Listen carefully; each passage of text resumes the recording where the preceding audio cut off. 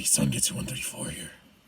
And call me Joker. We're not doing that Batman movie. Fuck! We already did those movies. Tonight. We're doing Batman and Robin? No, we already did those movies too. Tonight, for our 50th episode, this review show is going to show you that it's going to review the Nolan films. That's right. We're going to review Batman Begins and The Dark Knight and The Dark Knight Rises. Okay, I legitimately can't, because, like, I actually am getting a little lightheaded doing that voice. No one cared who the show was until I put on the mask. I gotta get this off, because it's actually cutting the hair off of my head.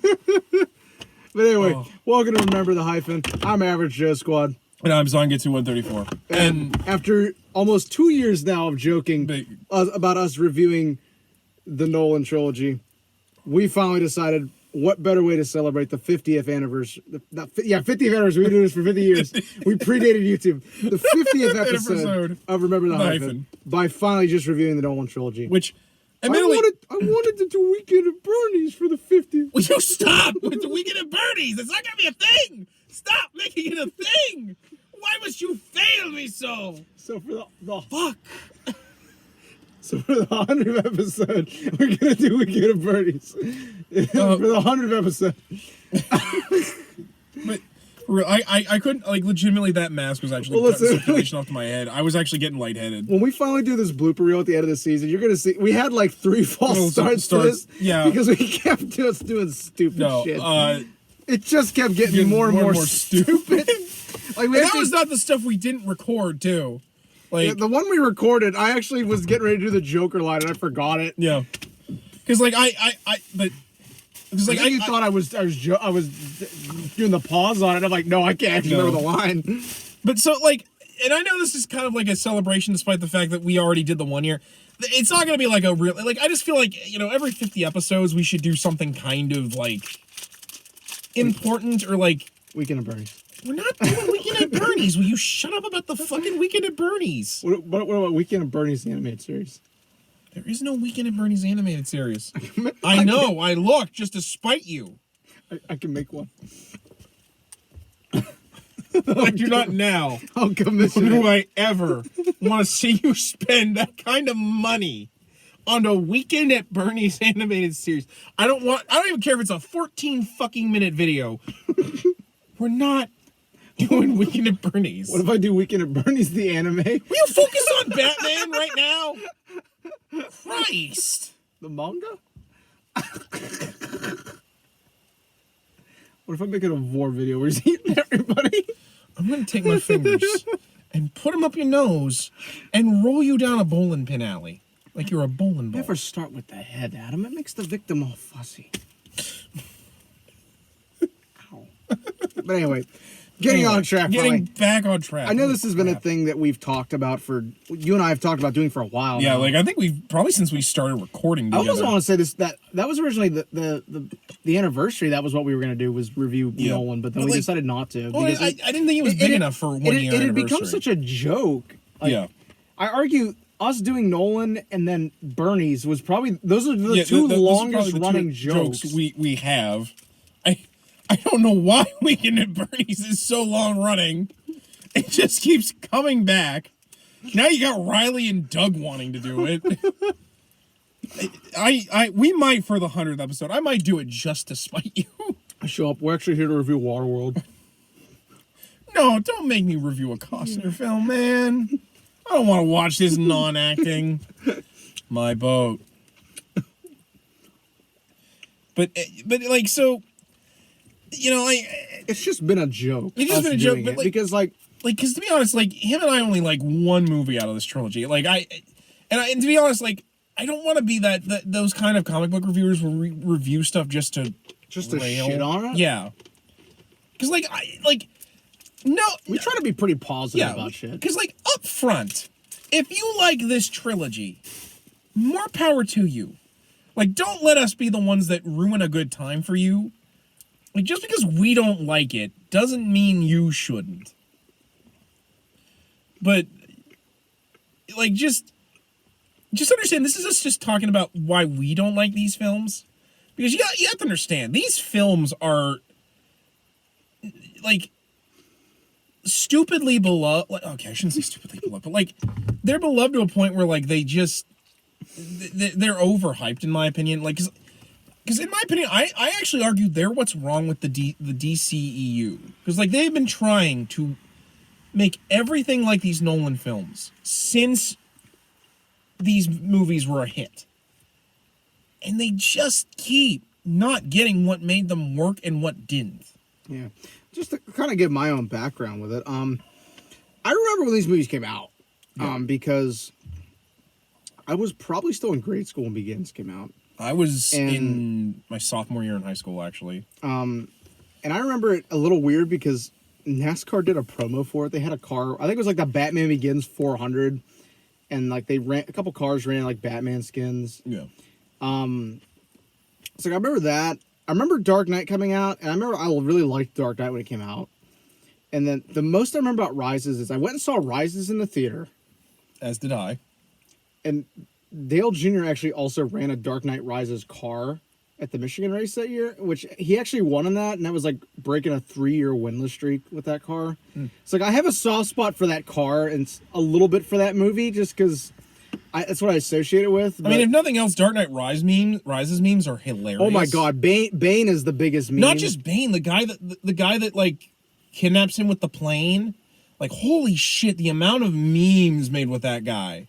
Listen, the best meme is still Bane in the Harley Quinn TAS using that fucking voice, like, and then them referencing it. Because, like, one of the reasons I think him and I love that movie so much, or that cartoon so much, is clearly they were taking the piss out of, like, those Nolan films. It's just Shadow. I know I was born there, but...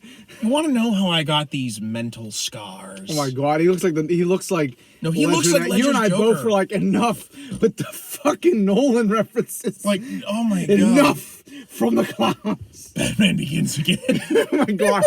I really want Batman Returns. So you've already returned. They need to do one next season if it gets renewed. They need to have him saying Batman Forever. Because I need to have the closure. I need to have the closure from that. They need to do Batman Forever. Yeah, I mean, so like we like things about these movies. Like, granted, for me, I didn't see Begins until it was on TV, and even then, when I remember watching it, I was like, this is okay. Like, because I was 15, like, and I liked it, but I wasn't wowed by it, particularly because, like, I grew up with the animated series, and not only that. Back then, I didn't even think there was anything wrong with the Burton Schumacher films. Yeah, that was me too. Because, like I said, when I first heard about Begins, I was gonna go see it in the theater, and I remember not going. And I remember because my aunt was gonna take me, and I decided I told her, I'm like, I really don't want to go see it because I already know Batman's origin story. Yeah, I've seen it twice. Like, I already know what happens. And, you know, in 2008, when I was a senior, I went and saw Dark Knight. And I actually will admit, I was blown away by how good it was. Because I was like, this is almost spot on what I expect. I hate the Batmobile. But I also hate the Tumblr. But, like, I loved Ledger's... I still love Ledger's Joker. I argue it's one of the best ones on screen, aside from Jack Nicholson's. But, like... I like him already. But then, around 2000... Because, like... Well, actually, I'd argue probably... When I got to college, and as much as I hate admitting this, when I started getting to, like, reviewers like Nostalgia Critic and Atop the Fourth Wall, and when people... Because, like, this is around the time when I think when YouTube started getting into critiquing movies more, when I think the idea of critiquing film became much more commonplace on YouTube. And I kind of started realizing the flaws with the Nolan movies. And granted, I will admit, when I was 19, 20, when I was talking about these movies with friends, I'll admit I was a pretentious dick back then. Oh my god, so was I. But like, because like I remember I actually got into a fight with a good friend of mine because like I complained about a lot of the things Nolan changed or just was pretentious about for no real reason in these films. And they actually got so mad at me because they literally looked at me and like I had too high expectations for films. And I actually felt really bad about that because they're actually. I mean, granted, we're still friends. Like, it didn't end our friendship, but like I've had similar arguments with MCU Spider-Man in college, Yeah, so like, I understand perfectly where you're coming from. I don't like being that guy, but like, I always feel out of place when I don't like the thing the rest of geekdom likes, because it always feels like, and I hate saying this, but like, when the overall majority likes something, it really doesn't allow a lot of like democratic debate, like for the democratic response, in my opinion. Like, because like I love the MCU, but I'll argue, like, I think every first film with every one of their superheroes is just the Iron Man movie. Like, it's a template that they do, and it's kind of annoying that they're all almost like Even that. the Incredible Hulk. Actually, yeah, yeah. Which we need to do that at some point. We do. But Same with Ang Lee Hulk. Yeah, no, I feel bad for your buddy Brian because we've been wanting to review this for a while. We're gonna have to get to that in the next month. Yeah, we're gonna have to. And then 2012 happened, and The movie? yeah. So for reference, I actually went and saw Dark Knight Rises when it came out because my mom wanted to see it really too. My mother decided we should go watch it like the day after that horrible shooting that happened during this film, the Aurora shooting. And let me tell you, as someone who went and watched that film after that, like, every time a gun went off in that film, I shouldn't have went and gotten seated after I did that, because I was like, yeah, I was actually the same way. I actually knew when I went to the theater, I knew where every emergency exit in that fucking building was. Yeah. Because I was that. I mean, I think everybody was. I remember my mom being like, "Just be careful." You know what I mean? Like, we didn't think anything was gonna happen where we live, but you never know. Like, it's kind of, I think, one of the reasons why you and I didn't want to go see Joker in theaters after. No, after the U.S. Army put out a fucking warning about it. Hell no, I wasn't going. Well, to not just that, because like, you know, after I wasn't going to tempt that fate. stuff with Dark Knight Rises, I was like, you know what, people are fucking nuts. Yeah, like, and it's only gotten worse since then. No, but it's like, my heart goes out to anyone who went through those tragedies. Like, but like, I remember watching that movie and I was like, holy crap, this is actually kind of scary watching this movie. Like, but like, I remember actually after I left the theater and after all that, like, I watched that movie and then I sat around because like, I actually tried liking it because I was actually kind of excited for Dark Knight Rises after I saw Dark Knight. And it was just horrible. Even my mom, who doesn't really critique movies like I do, was like, that didn't really seem very, very good. And I was like, no, it really wasn't. I remember going to see it, and I went and saw it with my one of my then friends, who me and him sadly no longer talk. But I remember we went and saw it, and like, and you're gonna laugh at this. I remember like halfway through that, I was like, holy fuck, how much longer is this fucking movie? Yeah, that movie is so damn long. Like, so much of it, like, I remember being like, this is a fucking Batman movie. Why?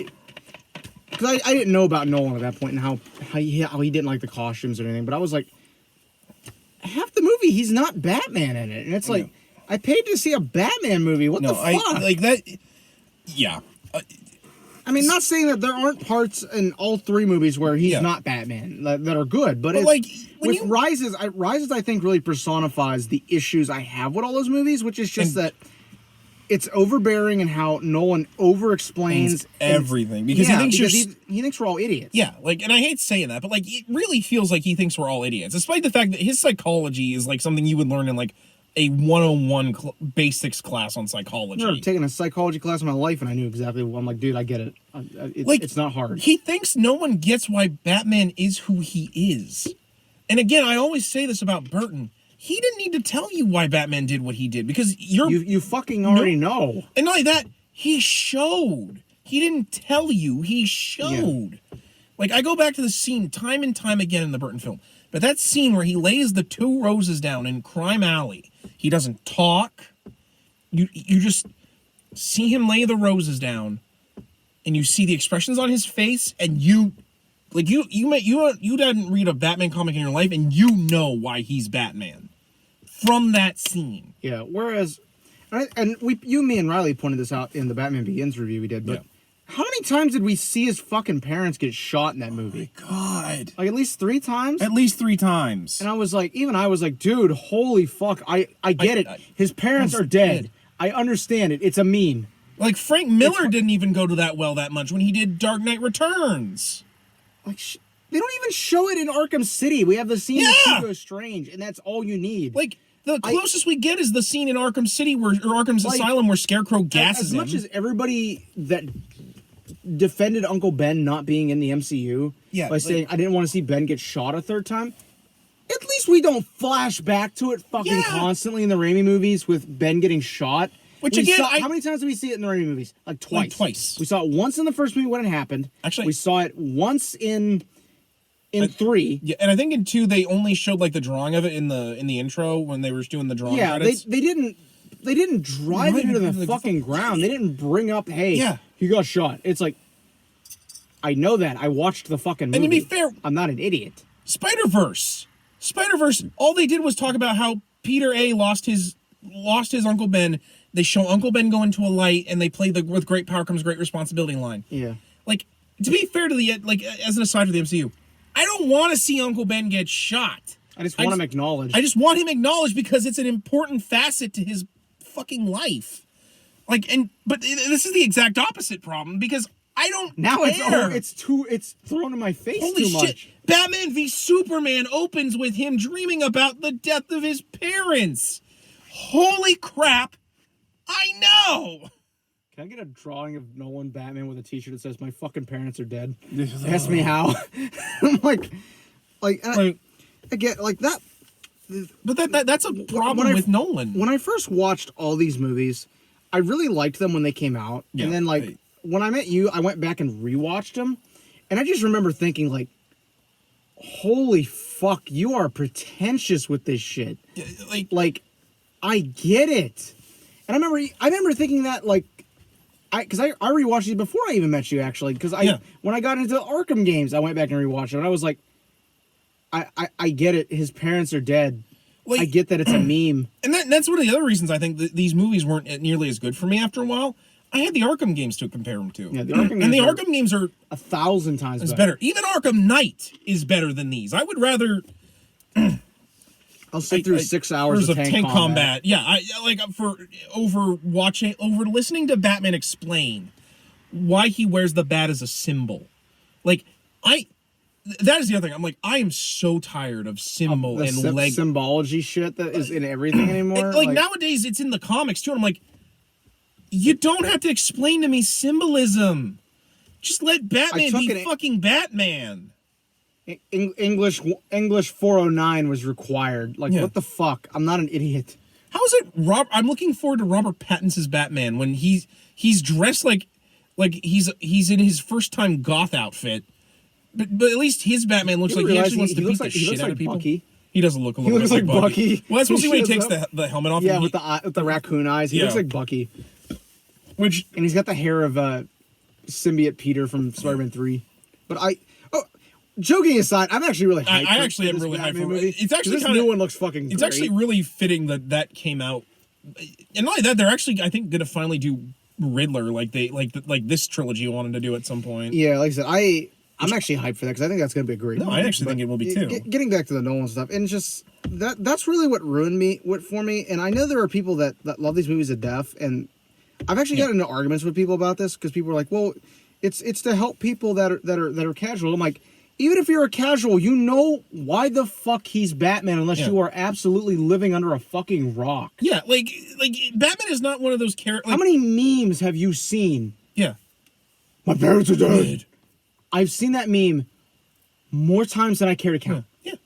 If I've seen it more times than I care to count, everybody has seen it more times than they care to count. We all get it. His parents are fucking dead. Yeah. I understand. Stop over-explaining it to me. I'm not retarded. And again, Batman is a cultural icon. Forgive me for saying the R word, but oh my God. Nolan makes you feel like you are at points. When you finally kind of get on to how overbearing he is with the explanation and with the heavy-handed symbology and I got to reiterate the point over and over and over and over again to drive it in your head. It's like, I get it, dude. I'm not stupid. Yeah, like I didn't miss the point that many times. No, like... And again, forgive me for using the R word. That slipped out. I apologize. But again, that sums up how it makes me feel. It's like, do you actually think I'm stupid? Because you keep repeating the same thing to me over and over again. And the point is still the same. Yeah, it doesn't change. Yeah, because that is honestly one of my bigger problems with these films. Because I think I want to kind of get off this because we've been railing on this. We've been railing on this for a while now. But it just, and again, it's stuff that even if you're not a comic book person, you get. You know offhand. It's popular culture. Because here's the thing with Batman and much like Spider-Man and Superman, they're more than just comic book characters now. These are characters that have become cultural icons. Even if you've never read a comic book in your life, you get Batman. It's like one of the easiest superhero origins ever. Dude watched his parents get gunned down at 8, decides to become the master of every single skill on Earth, and then decides to wage a one-man war on crime. There's nothing to get. Point A, point B, point C, there you go. We're good. Hell, and not only that, people don't give enough credit about how much shit him and Brian, who's the other guy? Brian Singer, that was the script writer, the screenplay writer. Because he's one of the other guys that's a problem with this, because I think he did the X-Men movies too. And stuff has come out about him that, oh my god. Yeah, and he clearly... That dude is a fucking monster. Yeah, and not only that, much like Nolan, they clearly didn't care about superheroes. They didn't want these to be superheroes movies. And the thing I always can't stand about these movies that everyone gives him praise for, most of this writing is just straight ripped from Year One, The Long Halloween, Nightfall. A lot of it is just straight up. And I'm sure some people, the counterpoint to that will be that, oh, well, you guys always complain when they don't adapt stories and stuff. And I'm like, yeah, but here's the thing. We want stories that are adapted well, not perverted and twisted and shit. Or just that. Shit I've read. Killing Joke. Yeah, Killing Joke. That I don't need the first 20 minutes of that movie. Yeah, no, I did not need it. It was not necessary. There's no excuse why that's in there. Don't defend it. It wasn't necessary. End of the story. Yeah.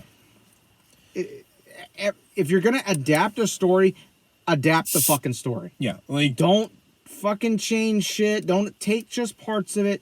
Adapt the story, because otherwise you should just write a whole new story. And because none of the Burton or Schumacher films take straight from storylines. They take characters, but they're completely different stories. Yeah. Everybody praises Batman Returns. Yeah. It's not it's not based on anything. Or the original Batman film. The original Batman film, it's its own universe.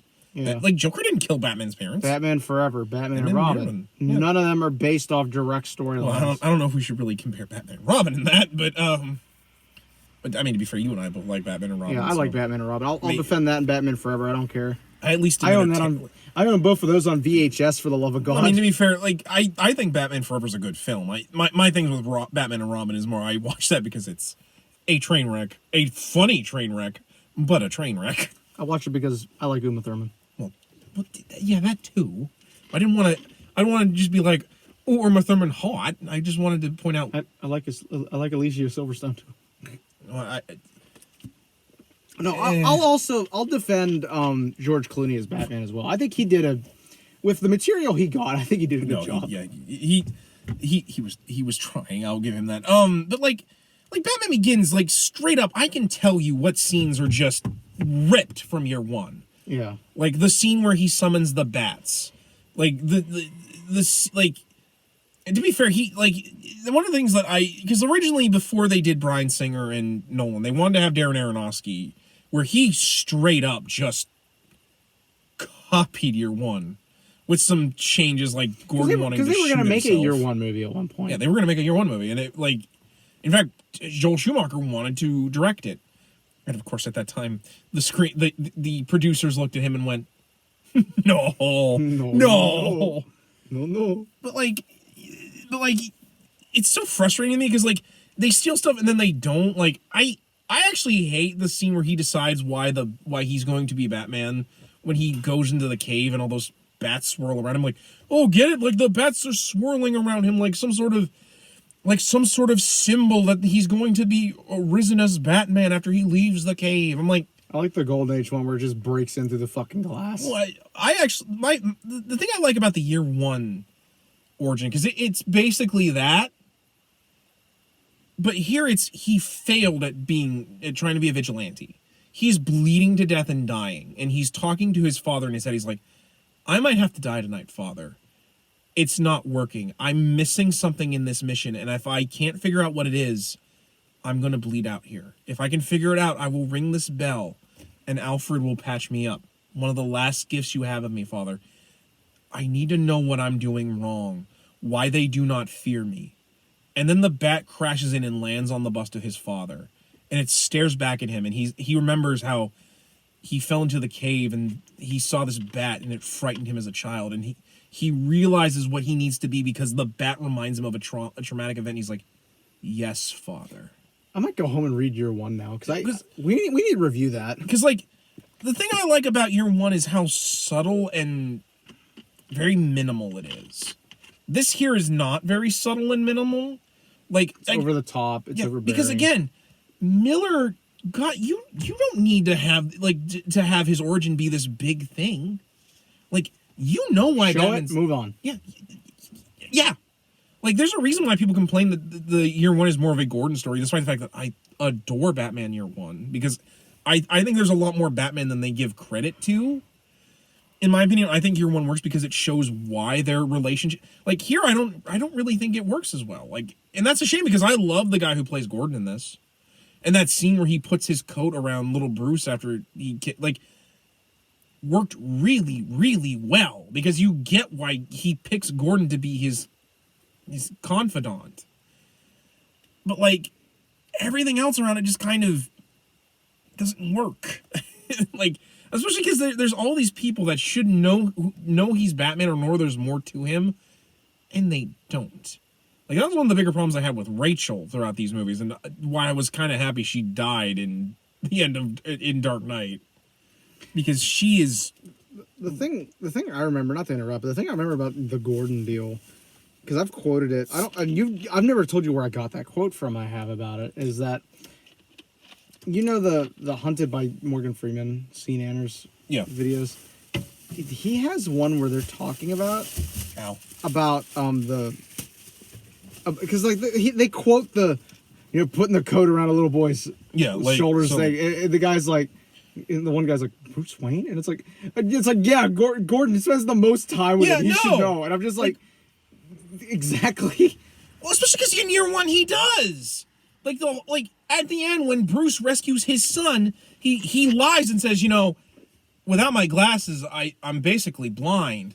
I'm like, no, you know who he is. You're letting him go because you realize he's a good man.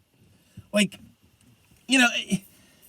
but like here, like, I never really buy like their relationship that much because the first time Batman comes to him, he breaks into his office and acts like a maniac. Like, that's one of my biggest problems with this Batman. Like, I don't believe him to be the genius crime fighter who plans everything to the last detail. This Batman is a lunatic. He's everything that, like, Frank Miller writes him as now. Than, in my opinion, the Batman that I like. Tell me. Does it come in black? Oh, my God. All right, let's... I'm trying to avoid talking about stuff that we ripped to shreds in the Begins review. Real quick, let's just summarize our feelings on Begins, and then we'll move on to Dark Knight, which is arguably... Out of 5, I give it a 3.5 bats. That's probably about 3.5 I would give it to. There's parts I like about it. I feel it drags on too long, and the stuff that I don't like about it overbears over everything. Yeah, and to be fair, I give a little bit more flack to Begins just because it was the first one. They were still ironing out things that they wanted to do. And to be fair, more of my bigger complaints actually are with Rises, which we will get to. But, with Begins, it's the fact that, everyone has to explain to Batman to Batman why he is doing what he is doing. The fact that I don't really care for Liam Neeson as Ra's al Ghul, and again, it's pronounced Raish, not Raz or Raz. Ra's al Ghul. And before someone says, they didn't know that, Denny O'Neil, the man who created Raish, has quoted he hates the fact that they don't pronounce it right. Even the animated series made fun of it. It's Batman Beyond directly, literally threw shade at it. Yeah. It's pronounced Raish. Like, no one pronounces it Roz. Like, God. Like, that actually bothered me the entire time. I don't know if you saw me whenever Raish came out. No, it pissed me off, too, because it's just... Like, there's no excuse for that. Yeah. Like, come on, man. Like, especially because TAS was out at that point. And they called it Raish. Yeah, they should have known how they did it. It's just another excuse of Nolan not giving a shit. Yeah. No, he's like, oh, he's pronounced Roz. I know what I'm talking about. Like, it's as offensive to me as, like, M. Night Shyamalan changing the names of the characters in Last Airbender because he wanted to make them sound more, like, from their traditional languages, like Aang to Ong. And I'm like, I watched this TV show. Like, they pronounce it Aang. Like, I don't care if that's right. The TV show still pronounced it a certain way. Like, people always get on me, like, don't talk about them. I'm like, even children would be like, that's not his name. His name is Aang. But, like, yeah. Honestly, like, getting into Dark Knight, like, the thing that I think I like so much about it is that it feels like Nolan isn't being allowed to make it less of a superhero film. Because, like, one of my biggest problems with Begins is there's only one person in costume in that, and it's Batman. Like, not even Raish. Like, Liam Neeson is clearly just wearing, like, whatever they gave him. Like, there's no set costume for Raish. Like, the closest we get is the guy that's pretending to be Raish. Because they don't want to go into the whole Raish is immortal thing. Because they don't want magic or supernatural. It's all real, and it can be explained with science. Thank God Dark Knight, like for one, I'm pretty sure, like, because rest in peace Heath Ledger, I'm pretty sure the only reason we got a Joker in a costume is because Heath Ledger was a method actor. Like, I'm pretty sure Heath Ledger was also a big Batman guy. He was also a big Batman guy, so he was like, I want to wear the clown makeup and the hair and the goofy costume. Because you can't do the Joker without it. Yeah. He's a clown. One of his taglines is, he's the clown prince of crime. The harlequin of hate. Like, the jester of genocide. He's a clown! For God's sake. Fucking evil clown, but he's a clown no less. Like, he based himself off a playing card, the Joker. Enough from the clown. But, like... I'm sorry, that line's still... Yeah. That line, I have a great story once you finish, because you know what story I'm going to tell. But with the Joker, like, because, like, I hated in Begins and later Rises, Scarecrow is not allowed to have a costume. Like... Scarecrow is supposed to look like, if you ran into him, he looks like a fucking scarecrow out of the field. He is supposed to look fucking terrifying. Like, I could have lived with him being, like, wearing, like, a goofy-looking costume, but, like, the fear toxin, like, makes it look scary and, like... But no, he just wears a mask. Like, he's like, you want to see my mask? And he just puts it on. Doesn't wear anything else but the mask. I don't even know why he bothers to do it with the fear toxin. He does, like, some MK Ultra shit with that. Yeah, like it's not interesting, because, like... One of the things you have to accept if you're doing a superhero film, it's gonna be a little silly no matter how mature you make it. You have to accept that there is a little bit of a childish notion with comic books. Like, even if you're trying, like, even the most metatextual and serious story still has a dude dressed like a man, like a giant bat. Like, you can't get past that. Like, there's no going around it. You have to accept that that's a part of the medium. And that's one of the reasons why I like Dark Knight so much, because it feels like a Batman film. We actually see him do detective work in this movie. Like when he's trying to figure out the bullets by like shooting the bullet into concrete in the Batcave. Like the fact that like he does some detective work. Although admittedly I do see some of they don't want to have him in costume, so there's a lot of daytime shots where Bruce goes out and tries to be a detective without wearing the Batman costume. But like, I mean, granted, I did like the one of my favorite scenes in Dark Knight is the scene where he's gonna leave to stop Gordon from getting assassinated. I'm not gonna take the Bat Pod, sir. Never in the daytime, Alfred. I'm gonna take the Lamborghini. Oh, yes, much more subtle. Like that's one of my favorite scenes, just because like it shows that like that rule that I like about Batman, where it's never in the day. He never wears the costume in the daytime. The Batman is only for at night, because he wants to set up, you know, the urban legends surrounding him, that, you know, he only comes out at night. You know, and then that scene where he pretends to just wreck his car like he was drunk and rich. Like you know, like where Gordon's like, "You saved my life." He's like, "I did? Well, good thing I was here then." You know, like that scene was great because like it was like the like perfect Batman. You know, where he pretends to be a drunken lush, or like he, you know, like just an absent-minded, and he gets hit, like he takes the hit for Gordon and plays it off like he was just at the right, like it was really well done. The Joker scenes are great in this movie, and I'll let you get to your story now, because like the first scene you get with the Joker, holy fuck, like perfection. Yeah. And so this is a story I've told in person to a lot of people, because I actually told it in the Addams Family review too. Yeah, where so for those of you who have seen it, you know where I'm gonna go. For those of you that don't, hopefully you'll find this as entertaining as I do. So I got to watch Dark Knight for a film class in high school, basically, and I had seen the movie once before at that point. I didn't remember this scene, so I think I had gotten up because I watched it at somebody's house. I got up to go to the bathroom at that point, and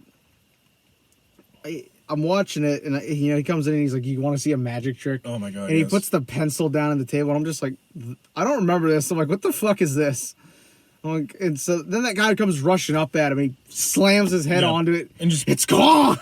No, like I remember, I fucking started howling because I was like, that was fucking hysterical to me. Like, and then I look around and I'm like, oh no, I'm the only one laughing, and I'm like, well, everybody in this class thinks I'm a fucking serial killer now, because I'm like, because I've always liked black humor. That kind of shit is funny, and I think it was because I didn't expect it. Yeah. And when he did it, I was like, holy fuck! And then it was it's gone. And I was like, yeah, no, like, fuck, man. Yeah, and then like not only that, right after that scene, like they all get their guns out, and he pulls open his jacket, and he's got the grenades. Yeah, he's like, oh, no, I wouldn't do that. Yeah, not unless you want to blow us all to sky high. Enough from the clown. But like, and that fucking line kills me too. The enough from the clown, because that's a meme to me. Enough with the clown. And that scene where he's got the gangster by the knife with the knife in his mouth, and he does the "you want to know how I got these?" Like, as much as I've made jokes about, like that scene that's fucking horrifying. Yeah, like, and I actually love that verbal tick with Joker where he wants to make up his different. Especially because it reckons back to the whole. Sometimes remember one way, sometimes remember another. If I'm going to have a pest, I prefer it to be multiple choice. Like, and it works really well because he actually uses it as a weapon. You know, and like the scene where he breaks into the Wayne party for the first time, and like that scene where Michael Caine. Fun fact: when he saw him for the first, like he wasn't actually supposed to not say anything right there. He actually was horrified by Caine or by Ledger as he came in. Like he was actually supposed to have a bunch of lines there, and he legitimately just shit himself. Yeah, basically.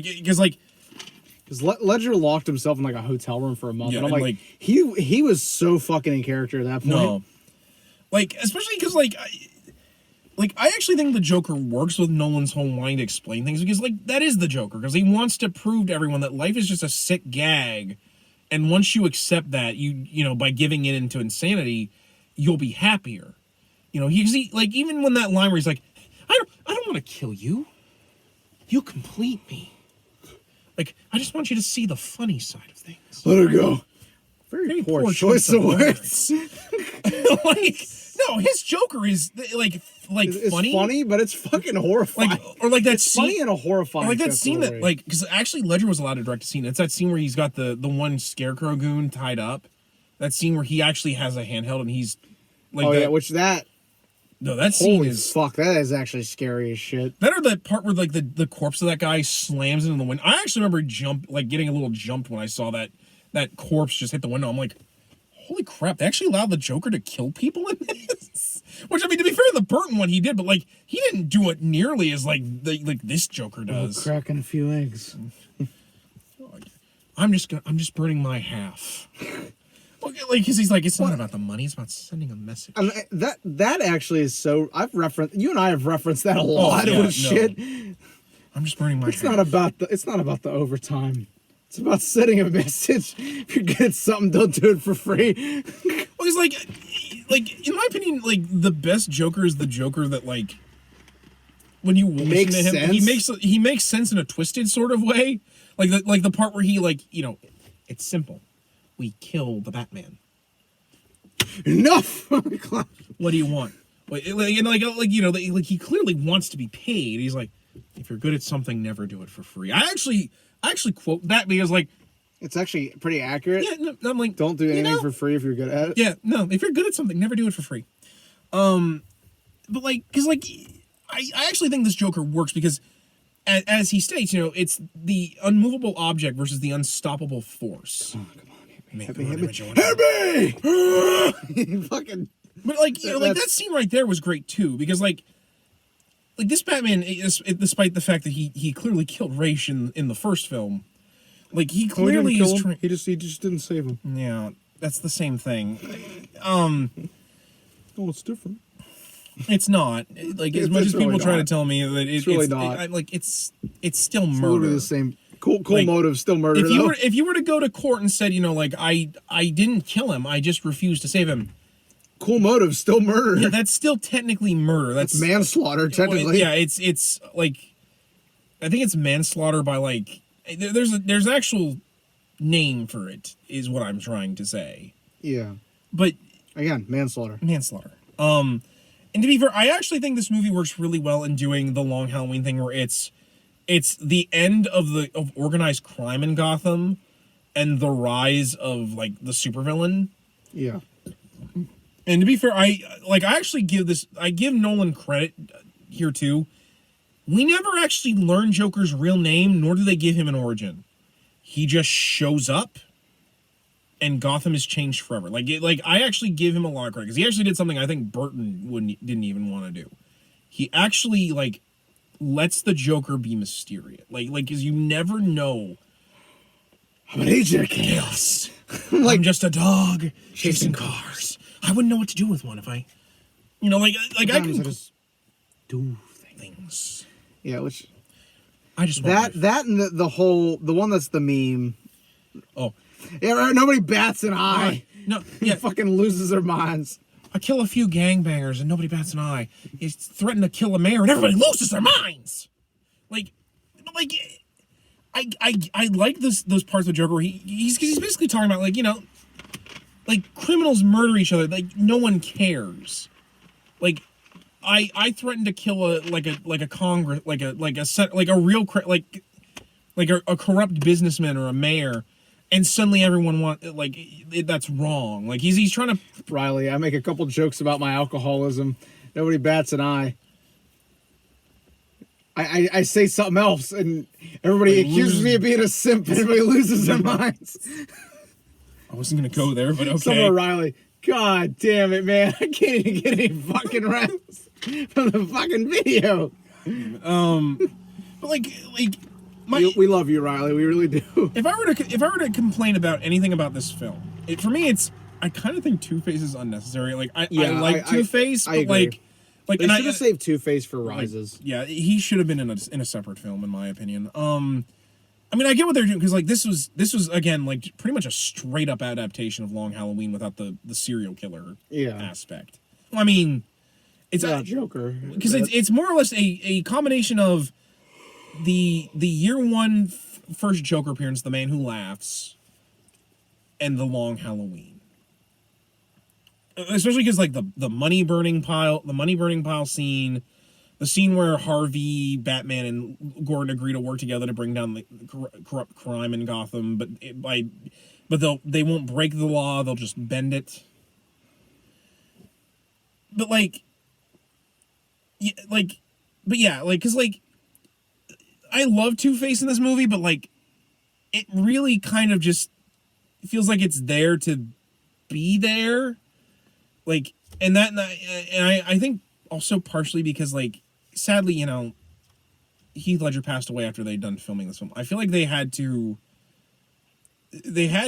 in there because they had to change the ending. Like, I feel like there was a different ending for this film, or that like they had to rush the ending because of, again, Heath Ledger's unfortunate passing. Didn't he die though? Like after it was released? Yeah, I think it was shortly after the film date. Maybe I can't remember exactly when he died, but I don't think they changed. I swear that happened after the movie was already out. Maybe it did happen after it was out, but like it. I also argue maybe they also changed the ending because I don't know. There is because like the ending kind of falls apart at the end. Like, he gets Joker, and then he has to try and prevent Harvey from killing James Gordon Jr. And it just you want to go for the boy, Harvey. It's about what's fair. Like, you want to shoot my family.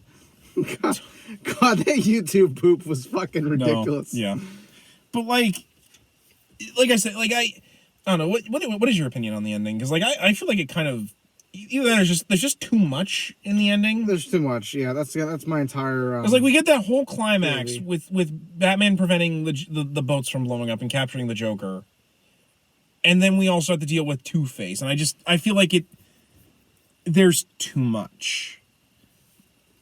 I also have to admit I like the fact that we don't get Rachel after this film, because my God, she is just.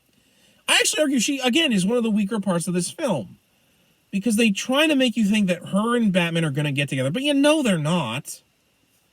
Especially because again, especially because like I hate the note that we hear after that Alfred burns so that Batman won't read it. Like the whole I can't be with you because you will never give up being Batman. And I'm like, he was clearly willing to in this movie. Yeah. Like he was willing to turn himself in, like, to prevent more people from dying. It's just, yeah. I also kind of argue you haven't given up on me? Not until the third movie, sir. Not until the third movie, sir. I also will give credit. I think Alfred is the best in this movie because, yes, like, he's... I definitely agree with that.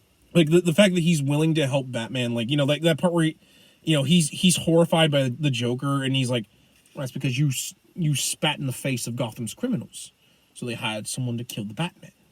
And, like he clearly is trying to help Batman, with him talking about the crazy dude that he found, with his men in Burma, about how they had to burn the whole forest down in order to find this guy because he was just too good at hiding in the city, in the jungle. Which gives him the idea to use the sonar device that Lucius built, but, like, on a grander scale. And, like, I even love that scene because, like, the part where Lucius is like, after we do this, I'm done. And Batman's like, I have to do this because this is the only way I can get the Joker. One of the things I love is the fact that, he tells, put your ID in after you're done. And he actually rewards Lucius's faith in him that, like, after this, like, even he agreed with Lucius that this needs to be destroyed because I would basically be spying on everyone in Gotham. And I know that's wrong, but I need to use it just once to catch the Joker. Like, I actually really love that scene because, like, you even see it on Lucius' face. He smiles at the fact that Bruce is actually still a good man because he knew that thing was too powerful to use all the time. So he had it destroyed because it was just too dangerous. But, and also I like that because it was the only time we actually get a Batman that actually has lens pieces in his mask. Which I think is also where they come up with the idea for Detective Vision in the Arkham games. Yeah. Which is kind of cool. But yeah, like, I actually like this film. Like, I want to reiterate that I do like this film because out of the three, I like this film as well. Because I think this is honestly the best one. Yeah. It's worthy of the praise that... This one is, in my opinion, is at least worthy of the praise it gets. Yeah, because, like, it feels like a Batman film. Like, it actually feels like a Batman film. I love that the chase scene with the bat pod in the trucks and cars. That was really like another thing I actually want to praise with this real quick is they actually improved on the action. In the original, in Batman Begins, I couldn't see a thing of those action scenes. Everything is so close up, and it's just like fucking hard to see anything going on. And it kind of hurts your eyes after a while because like everything is shaky and close up. But here, no, I all the action is really, really good. And I actually argue I think the action like they still kept that in Dark Knight Rises. That's actually something I didn't complain about with Rises. The action was still pretty good. Yeah. So, do you want to get to Rises or? Yeah, let's get to Rises because I feel like we've slammed so much shit in this already. Yeah. Let's just get to the grand piece we're both gonna slam. This movie's a piece of shit. I'm sorry, like, and again, this one was affected the most from by Pennsylvania. Ledger's. They filmed half of that fucking movie here. Yeah, in Pittsburgh. Heinz Ward is where they filmed the football scene, and where they blew up Heinz Ward, which was hilarious to me. But fucking Heinz Stadium.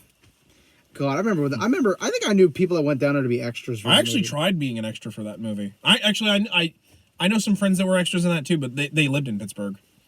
They talked about how hot it was having to wear all those coats in summer because this movie predominantly takes place in the winter. So like a lot of those winter scenes, these people are in like 90-degree weather wearing full winter fatigues. But like. This movie does so much wrong. And not just so much wrong, like, comic book-wise. It does so much wrong in filmmaking, too. Let's get this out of the way. The reason him and I make so many jokes about the Hardy voice, is because not just because of how goofy it is, but because of how fucking hard it is to hear what he's saying. Where's the trigger? My God, near the end, again, to bring up what happened during Begins. Yeah. In the theater when you, me, and Riley saw it.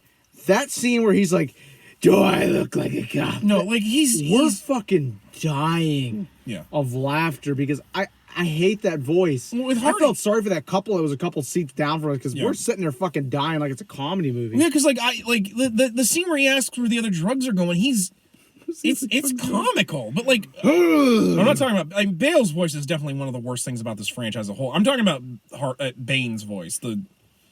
You think the darkness is your... Because... How many times have we joked about that at work? A lot.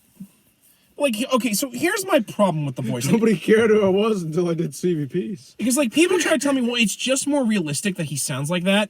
No, it's fucking not. Because you wouldn't get that kind of reverb with, like, a mask in real life. This is how it would sound. It's not nearly that muffled. And not only that... I was born in it, raised by it. I didn't remember the hyphen until I was already a man, but then it was just blind. But like, oh my God. See, like, I'm sorry, the fucking scene is so fucking funny. No, because like he goes on about all this shit that I don't care about. And I'm like, dude, stop fucking talking. Well, and the worst part is, please, because in order to ADR his voice in, they took the mic and they put it in that stupid ass mask that he wears, which, by the way, almost killed Hardy because the material it's made out of, he is deathly allergic to. They actually had to like film it in a certain way because you can actually see it in the film. Like his face starts getting red because he's actually like allergic. But like, they put the mask in that stupid looking, like I fucking mouthpiece. Well, he looks he'd look like a racist luchador caricature if he wore the actual mask. He's from South America. He's to go mobile. Yeah, which he doesn't sound like everyone doesn't act like it's not a problem that Bane is whitewashed in this film, and it fucking is. No, it most certainly is. He's South American. It's a big fucking issue. Like the fact that he doesn't like call Batman a pendejo. I actually would even argue Anne Hathaway as Catwoman is problematic with that to an extent. To an extent, because like I don't think a lot of people know her. Yeah, to an extent. With Bane, Bane is a lot more obvious. It's yes, like people are like, well, it would look goofy like the Batman and Robin one. I'm like, to be fair, I didn't have any problem with Bane's I thought he looked great. Now I just thought it was stupid that he was basically an idiot in that movie. Like the whole point of Bane is that he is both brains and brawn. And, like, no one does it. Like, Not even Batman the Animated Series did him very well, but that's mostly because like clearly no one wanted to do Bane back then because like Bane was a joke in the 90s because of just how ridiculous he was. Yeah. But like again, getting back to his voice. So if you're muffled like this, you have to be very careful about emphasizing how you talk.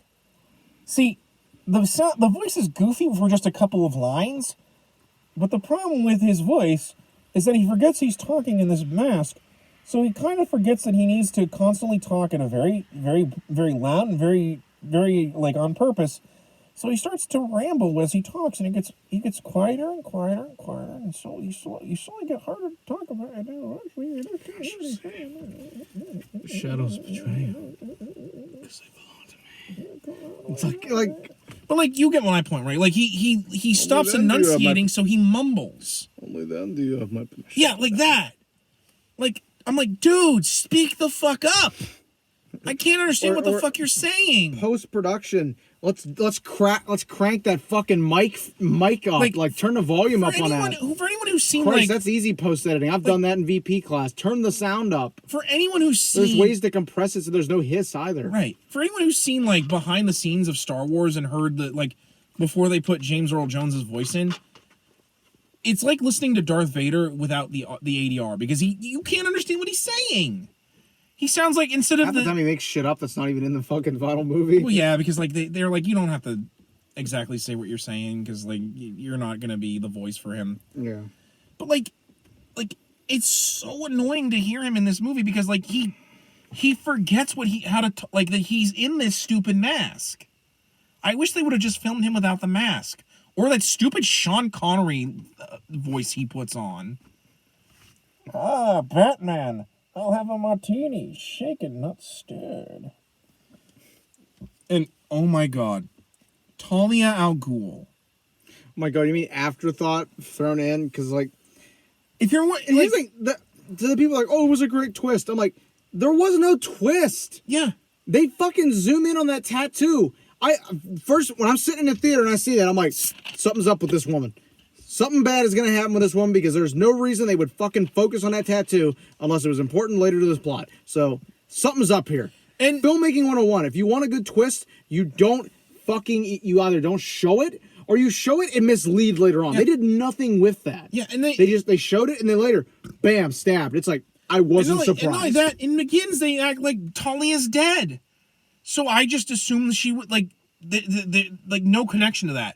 When they pulled Talia, I'm like, that is the biggest fucking ass pull. You said that she was dead. Which, and again, there was no twist with that. That was just piss poor writing.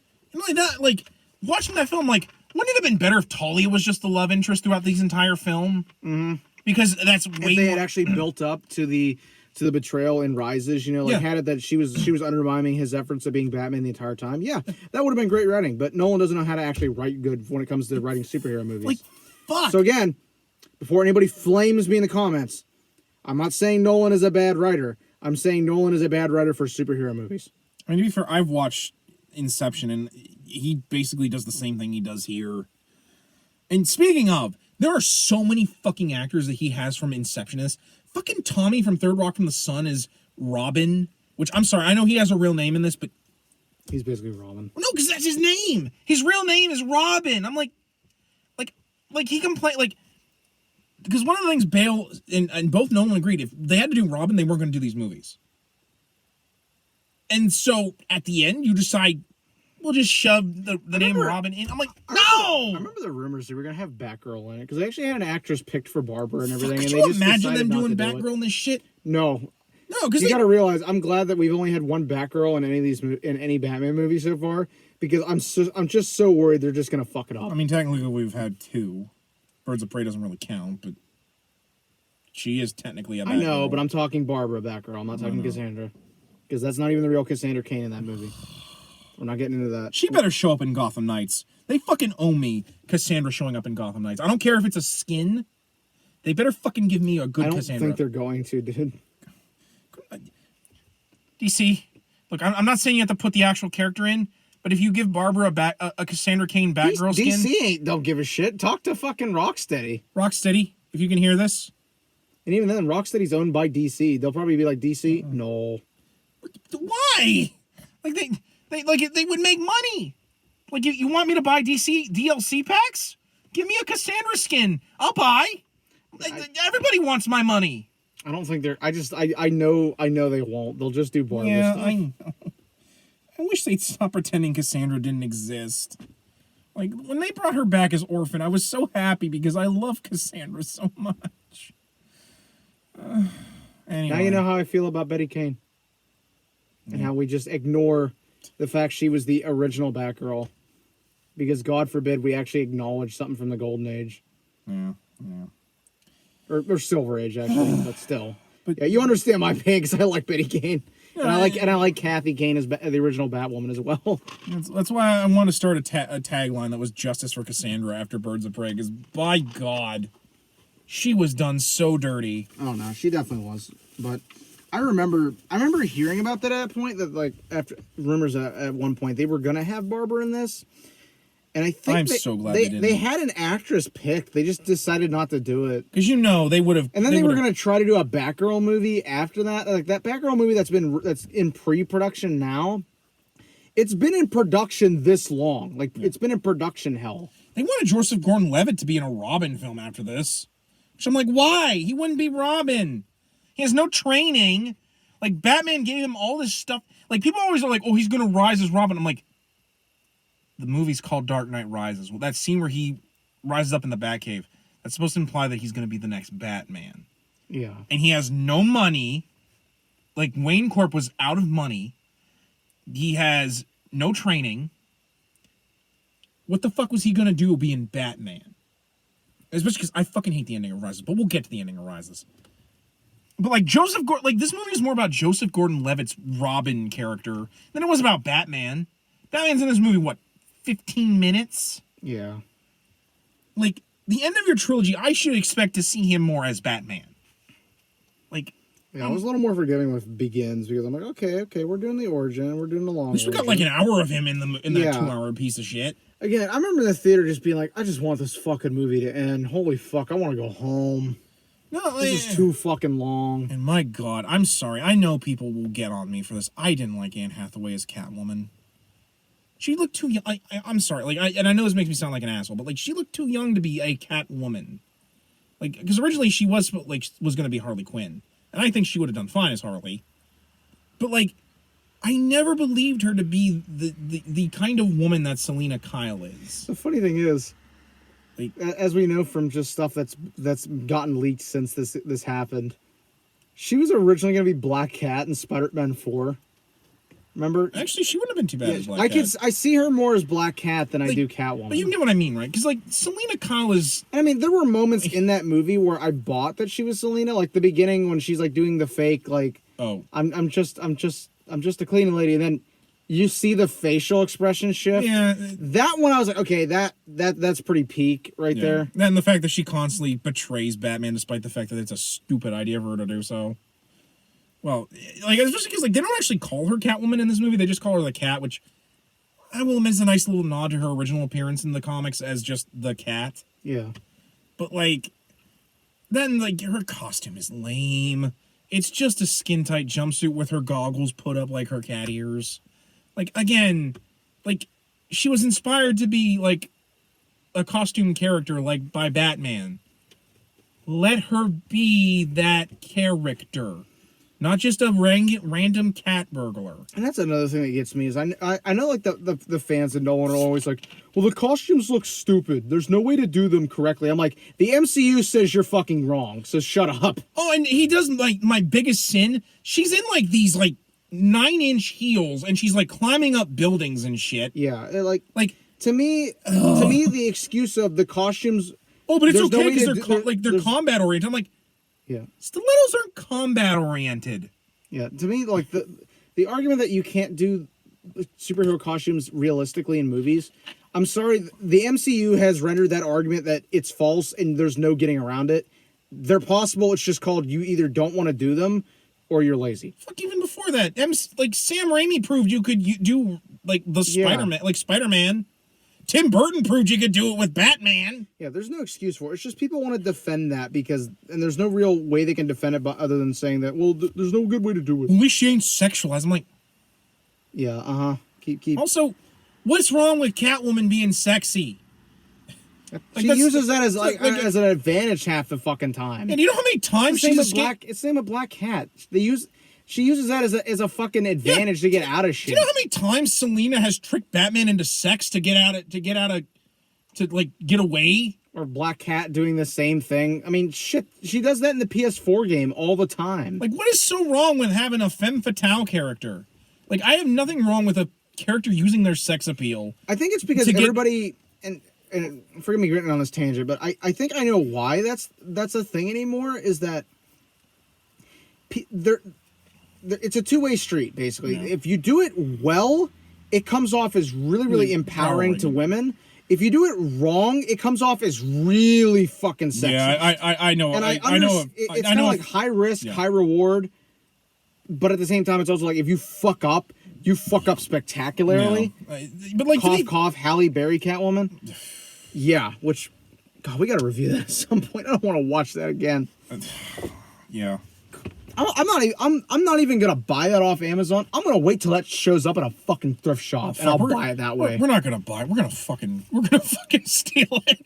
We're gonna rip that off. If I find it on tape at a store for like 25 cents, I'll be $1 is gonna be the highest I go. I got $1. Yeah, like God. Oh.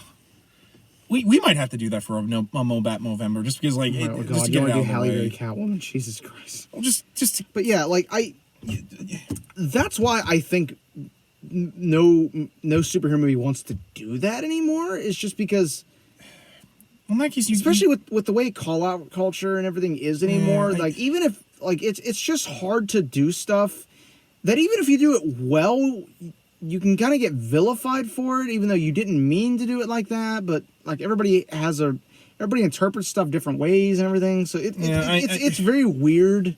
Here it's like a nothing. It was almost needed, I argue. Because like she like drugs like a politician to work. Like I'm like, that's not Selina. Selina doesn't drug people. Selina would have seduced him. Yeah, would have seduced him and then been like got him off his guard and then probably just knocked him out. Then knocked him out and then stole all his shit. Like. Like, I think partially also because, like, at that point, there was a lot of outcry the fact that, like, Frank Miller, did the whole, she was a dominatrix prostitute. And I'm like, then don't bring it up. You don't have to bring up the prostitute thing. Just have Selina know that she's hot and she works with it. Yeah, like shit. They never bring that up in the Harley Quinn cartoon. Stuff ignores continuity all the fucking time, especially DC continuity, because let's be honest here. Shall we both say it at the same time? DC continuity is fucked up. Yeah. Like, it's been fucked up since Crisis on Infinite Earths. It was fucked up before Crisis. Well, more so afterwards because they were purposely trying to fix it. Is more my like before that they were just trying to fix. They keep trying to fix it by blocking where the water's coming in, and then 5 more holes pop out, and it's like, oh, fuck. Like the whole basement's flooded at that point. In my opinion, how to do Catwoman right? Look to the Harley Quinn cartoon because again, did it right. They actually made her black. Look to the animated series. Look to the animated series.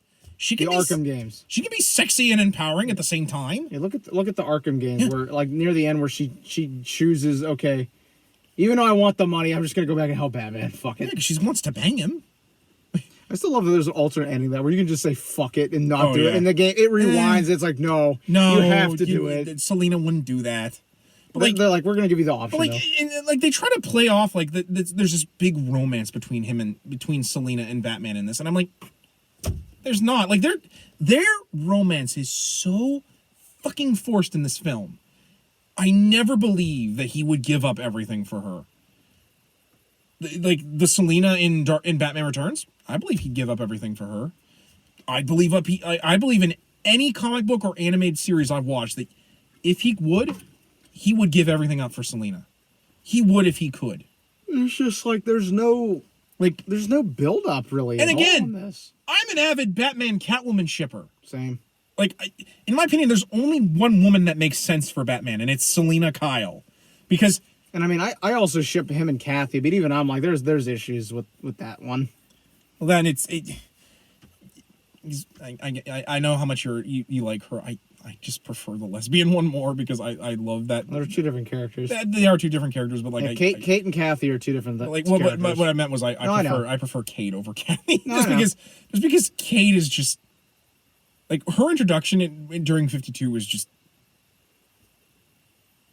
perfect. But there's you get my point with their relationship because it's so forced. And once again, this movie also wastes Scarecrow. He's in one scene where he's like a judge, which clearly was supposed to be for the Joker. But even then, I'm like, so you have the Joker in this film, and all he does is throw people onto ice.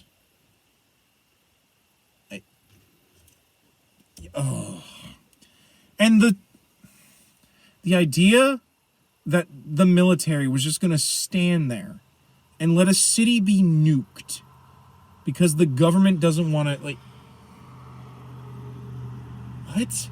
Yeah, as somebody who's a history guy, that's not how that would have went. Especially because Gotham's near a body of water. The radiation would like infect the entire eastern seaboard if they let it go off. Yeah, the government wouldn't do that. I'm sorry, that wouldn't have been a thing. And everybody's like, they send in special forces, and like they would have sent more than special forces. They would have probably sent Delta Force, the Berets, the Rangers, the Airborne. Because it would have been a multi-level operation. It would have been one small pissant team. It was on American soil. Like holy fuck! You don't even have the most you would have to do. You'd have like maybe 2 weeks mobilization time. Yeah, they would have had a task force immediately in there. That wouldn't have happened like that. If not that, it's not the entirety realistic. of the National Guard would be raining down on their asses. They wouldn't have sent the National Guard in. They would have sent special forces, dude. Yeah, The Guard can't do nothing at that point. Oh. No, they would have sent. I thought that was the whole point of the National Guard, but no, they would have sent like Airborne in. Well, yeah, I mean, my point still stands that they would like. Yeah, they wouldn't stand by that. That is that to me. Even when that movie came out, I was like, that's not how that would work. But okay. Yeah. No, like they were just gonna abandon Gotham to this terror. I'm like, no.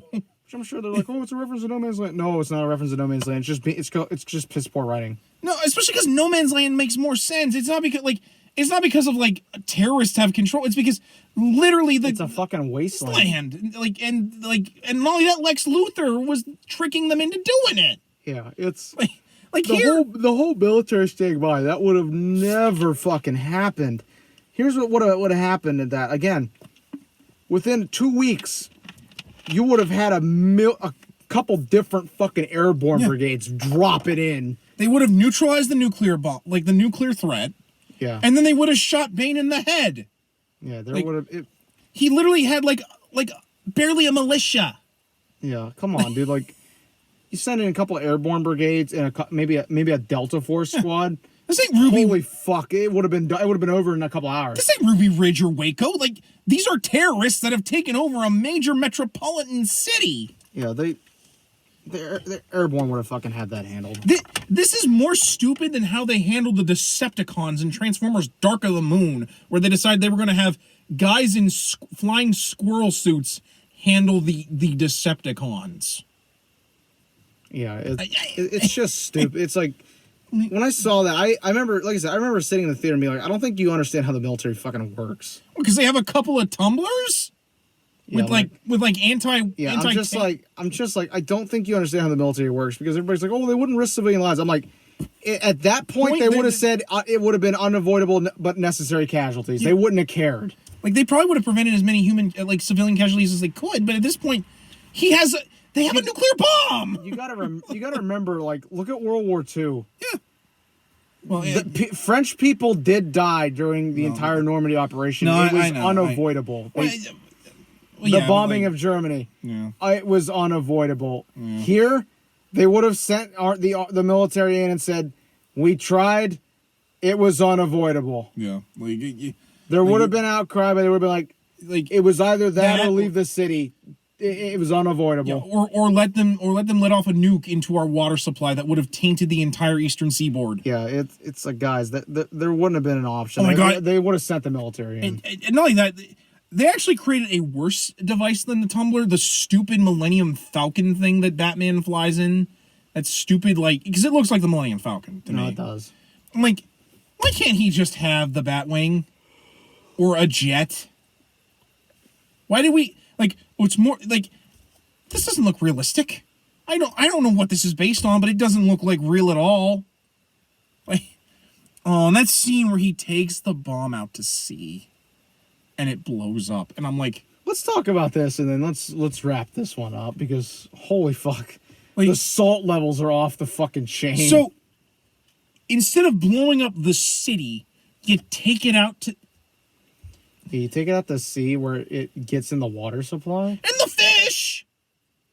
Again, the water supply. That's part of the water supply. I know, but like, because what I mean is like fish actually carry radiation more than just the water. But no, you're right. I know. I'm. Yeah, that I even remember, again in the theater. I'm like, that doesn't make a whole lot of sense. And then Batman quits.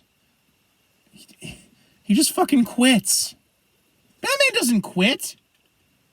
In The Dark Knight Returns, he didn't quit. He had no choice because he was old. And Robin died. Batman Beyond, he doesn't really have a choice. Batman Beyond, he doesn't have a choice. Even then, he lets Terry be Batman. And trains him. He doesn't just, here's the cave, Robin. Toodly you. I'm going off to Italy to bang Selena. Yeah, it just doesn't make sense. Oh, and Alfred in this movie. That's the one thing I've always gotten is like the first two movies, they drill in to everybody said that, oh, Alfred would never abandon Bruce. And I'm like, but he fucking does in the third movie, and everybody like seems to glance over it. Like, guys, it was shitty writing. It wasn't realistic. It was shitty writing. You know, the police could use some of this. It's too late, dude. It's been 8 years. Should have said this like two movies ago, motherfucker. Yeah. Like, there's no going back once you build this cave. Yeah, like you should have said this like a couple years ago, dude. Like, I'd always hope to see you in a little restaurant in Italy, and I just look at you and I know you're well. You wouldn't say anything. I'm like, what the fuck are you talking about? like, sounds like, and then they do it at the end. I'm like, it sounds like Alfred was having a fever dream. Oh my God! But like, it's not good writing. Like, there's no good writing in this movie. I've read better fanfic. Like the shit you and I have come up with in the car that we're just rambling. Oh, the prison's a pit. Get it? This is the Lazarus pit, even though the Lazarus pit's supposed to be fucking magical. Like Raish actually was reborn and rose out of the pit. I'm like, yeah, that's not good. And then he shows up to be like, oh, maybe the pit's real and maybe Raish is alive and maybe he's not. Yeah, my whole thing with that is just that it's like stop fucking. Some of the realistic, it has to be realistic shit works, and then why they insisted on even doing that. I'm like, if you're not gonna do the magic shit from Batman, then don't bring up the Lazarus pit. Yeah, then don't fucking bring it up. Because it just makes you look stupid. And then I'm like, so is he real or is he not? Yeah.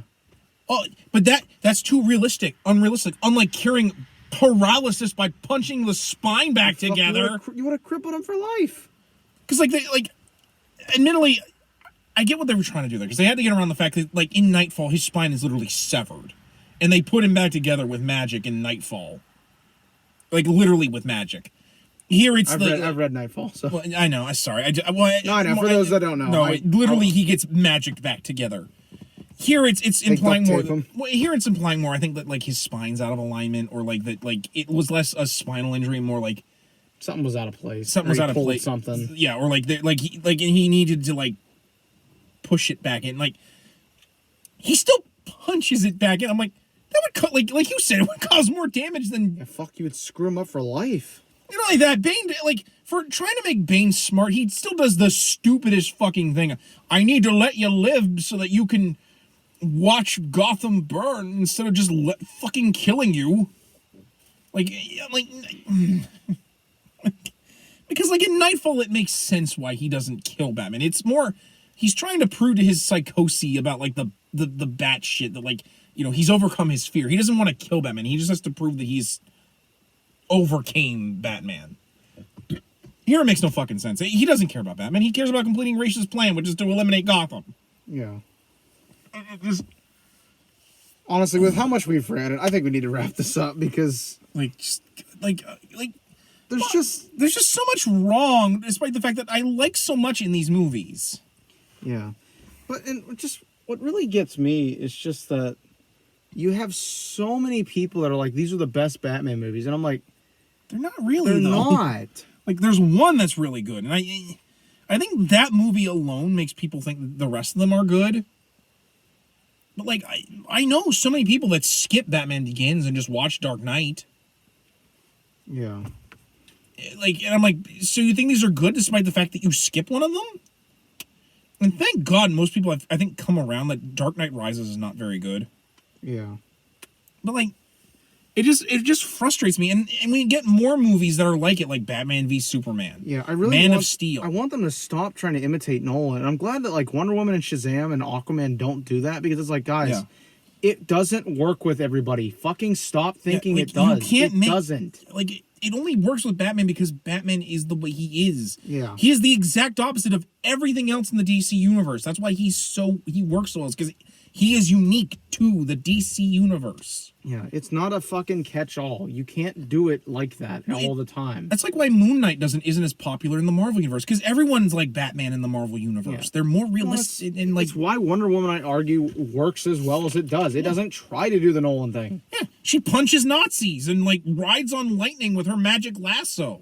Yeah, it's like they don't try to fucking over-realistic that stupid shit. That's why Man of Steel didn't work, because Superman.